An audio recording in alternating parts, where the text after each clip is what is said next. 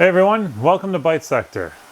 As the regulars on the channel, you'll know that we recently completed part 1 of our Ubiquiti home network upgrade. And that was unboxing everything, taking it out of the box, taking a first look at it all, seeing what came in the box.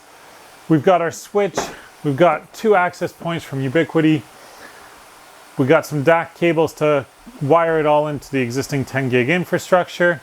And now it's just a matter of deploying this stuff around the house. Today, we're gonna do just that. Deploy and begin our configuration. So before I cut to the intro, I'm just gonna quickly go over what we're gonna be doing today. We're gonna be doing a few things. We're gonna be powering up all the equipment down here on our test bench because we wanna make sure that it works before we deploy it into the field, as it were, or around the house.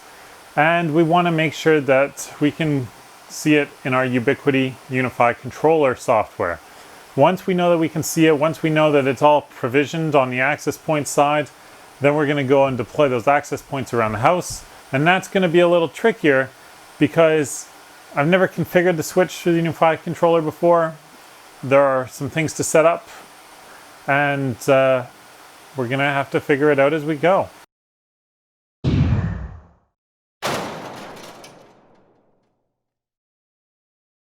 So first things first, let's address the elephant in the room, my hair. I know it looks a mess, but I had one hell of a day today, and frankly, this mess is a result of me going like this a lot. And, sorry, let's get that fixed up. Probably not much better, but that's gonna have to do for today. First step, DOA testing. What does DOA stand for? For those of you who aren't quite sure, dead on arrival. I would hate to assemble all this equipment, install the access points on the walls, put wall plugs in, drill holes, whatnot, and then find out they don't work or they're not detected by the software.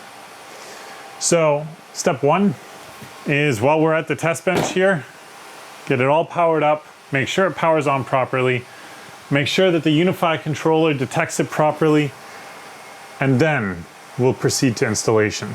Pre-configured my Ethernet cable, so that isn't going to take any time. This is just a pure, straightforward exercise of powering things up. Got a bit of dirt on there already. Haha! It would help if I didn't just VLAN the ports, but actually enable the PoE. If I've done my job correctly, there we go. We have a white light. So we're going to let that power on. In the meantime, we might as well get the switch booting at the same time, because this way we don't have to wait for that later. So let's see how loud it is. Oh, and for those of you who didn't see our reveal, it's a small little peel, but it's a peel no less.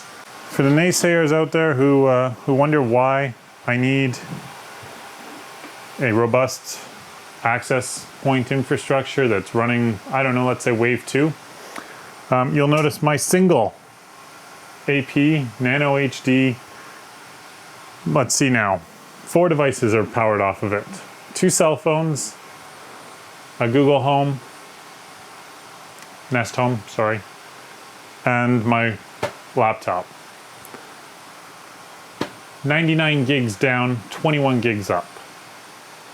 And that's just one access point. The existing house is operating off the old Aruba infrastructure. Pending adoption. We have something here, people. We have a Nano HD. We're gonna go and get the next one powered on. I don't know if you guys can tell. The switch is now powered on. If I didn't feel the cool air coming out the back, I would actually genuinely wonder if it was on. Let me lean in here. You know what? I'm even going to take the mic off. Here, listen.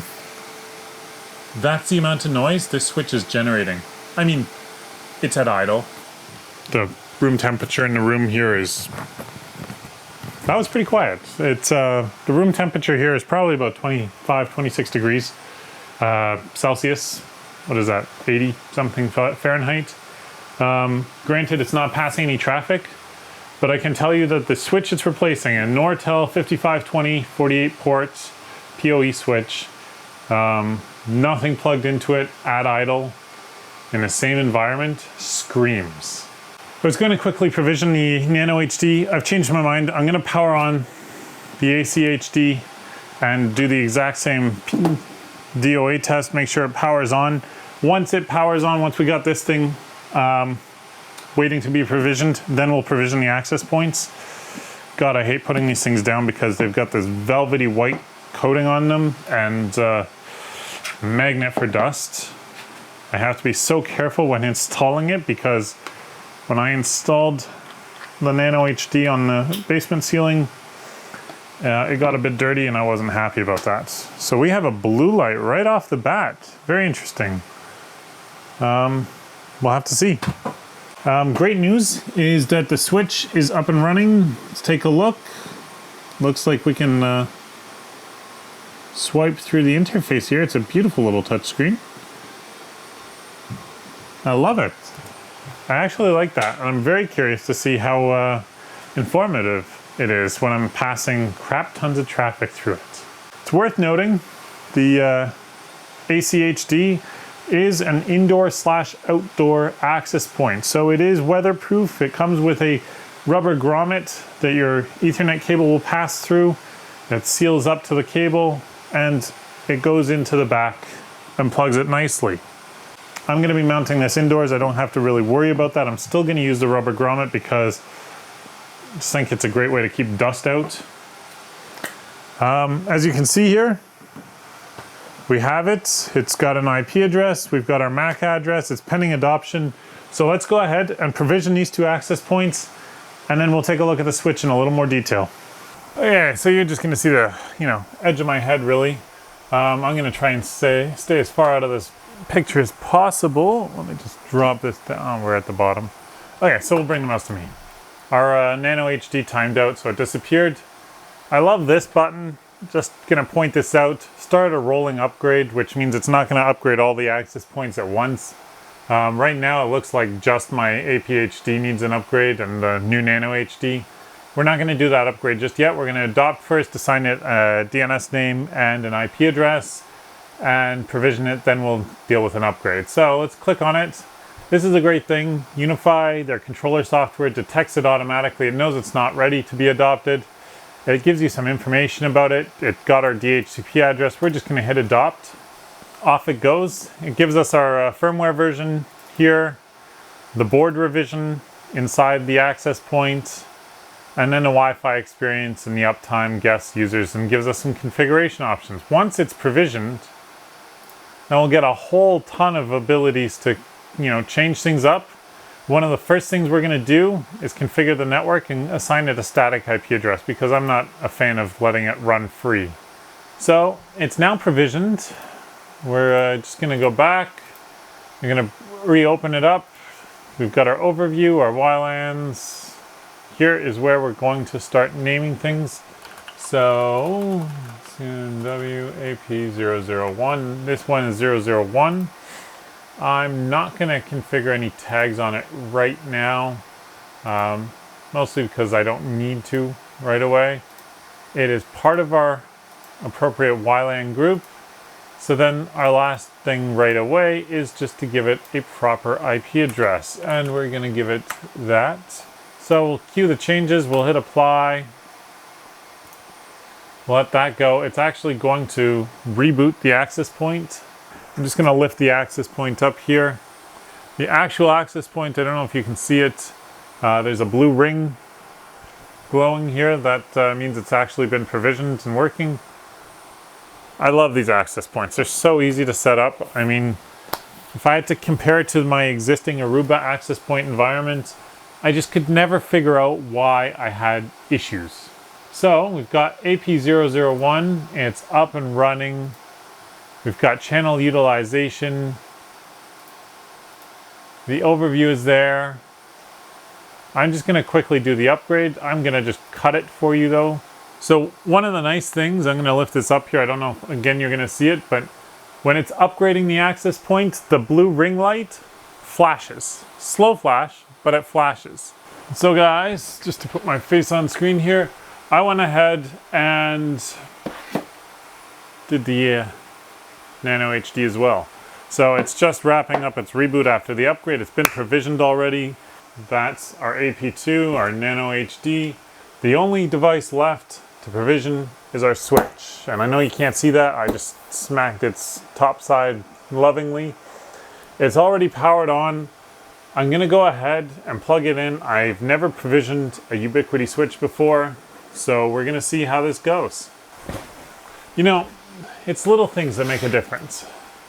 So I just tapped on the display, went to information, and it says it has a 41.108 IP address, which means it is on my internal network, which means DHCP did apply. So in theory, and I've been stuck on wireless at the top here. Wired, boom. So if I go to all, there we go. Pending adoption. We're gonna go adopt it. Make it part of our family. Again, you get the same useful information. You've got the MAC address of the device. You've got its version, the board revision, the IP address, whether the fan is on or off, the uptime. You can come in here and you can see sort of the settings. And unfortunately, Ubiquiti exposes settings that aren't applicable to you, like threat management, except that I don't have a Ubiquiti security gateway or a USG, so I can see the stuff. I just can't do anything with it because I don't have the hardware. So I've got local networks here. I started to configure stuff and then just decided to wait. Let's come back to devices here and see, provisioned. Perfect. So clicking in here, we get a quick overview of what's connected and what's not. We see one port, that's obvious, that's the cable we hooked up. It's up, it's gig full duplex, it's an uplink port, it's showing PoE Plus enabled on it. We can click on that port and edit it, and now I can actually go in and give a name to the port, give a profile for the port, do profile overrides like turning off PoE if I wanted to. Whether it's switching, mirroring, or an aggregate port. Leave it auto negotiating. You can do port isolation, unicast, multicast, storm control. You can turn on STP, spanning tree protocol, egress rate limit, topology change notifications. So there's some things here that I could do. Like I said, ports. Then we've got our config section where we can give it a name. So we are going to give it a name. Services, management VLAN. We can enable jumbo frames if we want. We will, why not? Spanning tree, RSTP, STP are disabled. We can give it a priority.